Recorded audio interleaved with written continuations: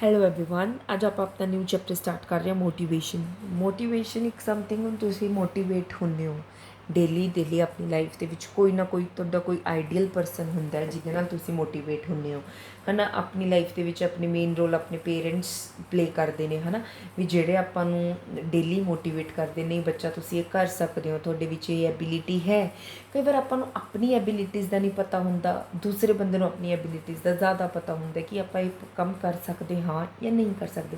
That is motivation. ਇੱਕ ਆਪਣੀ need ਹੁੰਦੀ ਹੈ, ਉਹਨੂੰ ਇੱਕ ਆਪਾਂ ਉਤਸ਼ਾਹਿਤ ਕਰਕੇ ਮੋਟੀਵੇਟ ਕਰਕੇ ਜਦੋਂ ਆਪਾਂ ਉਹ ਕੰਮ ਕਰਦੇ ਹਾਂ ਤਾਂ that leads to our motivation. ਆਪਾਂ ਪੁਰਾਣੀ ਚੀਜ਼ਾਂ 'ਚ ਪੜ੍ਹੇ ਸੀ ਕਿ ਹਨੂੰਮਾਨ ਜੀਆਂ ਨੇ ਵੀ ਕਿੱਦਾਂ ਪੂਰਾ ਸਮੁੰਦਰ ਰਿਵਰ ਕਿੱਦਾਂ ਪਾਰ ਕਰ ਲਿਆ, ਇੱਕ ਸਿਰਫ ਮੋਟੀਵੇਸ਼ਨ ਦੇ ਥਰੂ, ਹੈ ਨਾ। ਇੱਕ ਮੋਟੀਵੇਸ਼ਨ ਦੇ ਨਾਲ ਆਪਾਂ ਕੁਛ ਵੀ ਕਰ ਸਕਦੇ ਹਾਂ ਅਗਰ ਆਪਣੇ ਕੋਲ ਗੁੱਡ ਮੋਟੀਵੇਸ਼ਨ ਹੋਏਗੀ ਤਾਂ it leads to satisfaction, maximum satisfaction. ठीक है, लेट्स रीड अबाउट मोटिवेशन। ठीक है, मोटिवेशन एक एबिलिटी होंगी है कि आप एक पर्सन का बिहेवियर चेंज कर सकते हैं। ठीक है, मतलब एक लैटिन वर्ड तो बने मूवर विच मीन्स टू मूव होना। It is a human psychological characteristics that effects a person degree of commitment.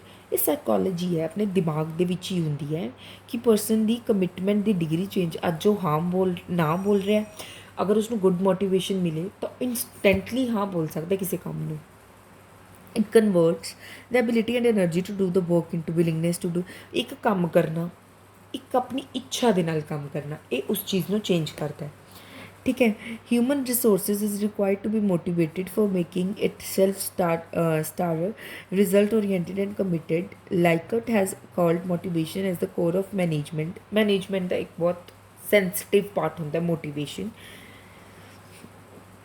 ठीक है, मैं इंपॉर्टेंट टास्क होंगे मैनेजमेंट का कि अपने इंप्लॉइज़ को सैटिस्फाई रखना, उन्होंने रिवॉर्ड दे के या मतलब them according to organizational objectives. These there are number of factor that effect motivation. बहुत इफेक्ट मतलब फैक्टर्स होंगे ने भी जिहदे नाल मोटिवेशन आप कर सकते हैं। फाइनैंशियल रिवॉर्ड, जिवें उन्होंने वेजिज देती, बोनस, कमीशन देता। नॉन फाइनैंशियल मतलब उन्होंने रिकॉगनाइजेशन दी, उन्होंने स्टेटस, उन्होंने मतलब उन्होंने प्रमोशन देता। ये सारे नॉन फाइनैंशियल हो गए। एक कंपलैक्स है एस्पैक्ट ऑफ फाइनैंशियल इंसेंटिव्स में भी इंपॉर्टेंट फॉर सम। हुण कईयां लई मतलब हुंदा भी हाँ जी सानू तां तुसीं बोनस प्रोवाइड कर दो, साडे लई इन्ना बहुत है। नॉन फाइनैंशियल मतलब भी हाँ जी उन्होंने पूरी ऑर्गेनाइजेशन दे विच तुसीं कहता भी हाँ जी ये साडे सब तो इन्हां ने बहुत अच्छा काम किया, that is non financial incentives. कई लई कुछ इंपॉर्टेंट हो सकता, कई लई कुछ इंपॉर्टेंट हो सकता।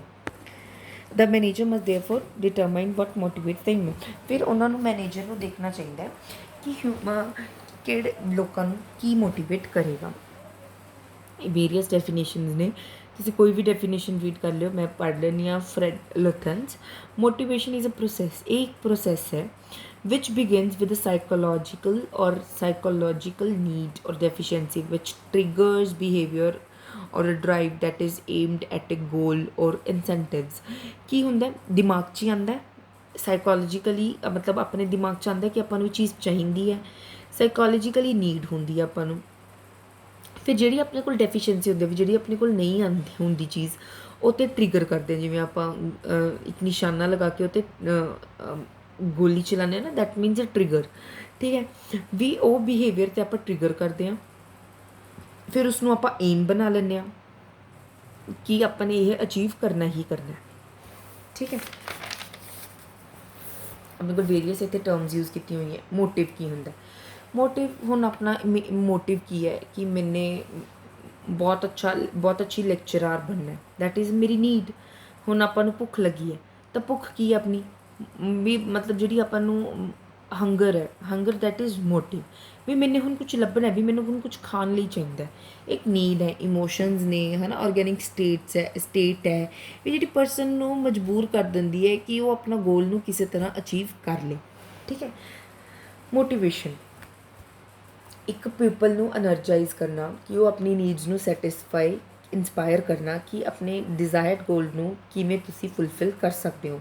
ਮੋਟੀਵੇਟਰ ਜੋ ਆਪਾਂ ਨੂੰ ਮੋਟੀਵੇਟ ਕਰ ਰਹੇ ਆ, ਡਿਫਰੈਂਟ ਟੈਕਨੀਕ ਯੂਜ਼ ਕਰਦੇ, ਜਿੱਦਾਂ ਬੋਨਸ ਦਿੱਤਾ, ਪ੍ਰਮੋਸ਼ਨ, ਰਿਕਗਨਾਈਜੇਸ਼ਨ ਐਕਸੈਟਰਾ, ਕਿ ਲੋਕਾਂ ਨੂੰ ਇਨਫਲੂਐਂਸ ਕਰਦਾ ਹੀ ਰਹਿੰਦਾ ਕਿ ਉਹ ਆਪਣਾ ਕੰਟਰੀਬਿਊਟ ਕਰਨ ਬੈਸਟ।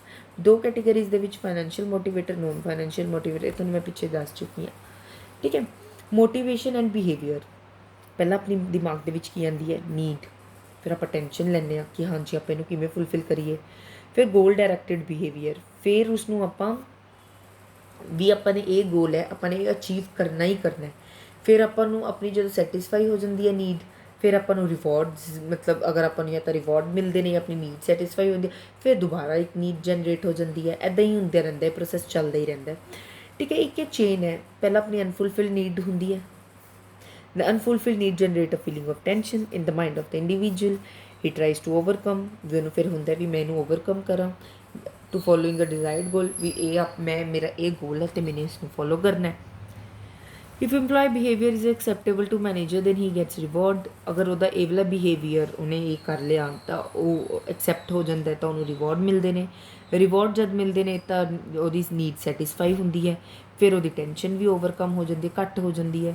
ਫਿਰ ਅਗਰ ਉਹਦੀ ਸੈਟਿਸਫੈਕਸ਼ਨ ਹੋ ਜਾਂਦੀ ਹੈ ਇੱਕ ਨੀਡ ਦੀ, ਤਾਂ ਉਹਦੀ ਦੂਸਰੀ ਨੀਡ ਵੀ ਜਨਰੇਟ ਹੋਣ ਲੱਗ ਜਾਂਦੀ ਹੈ।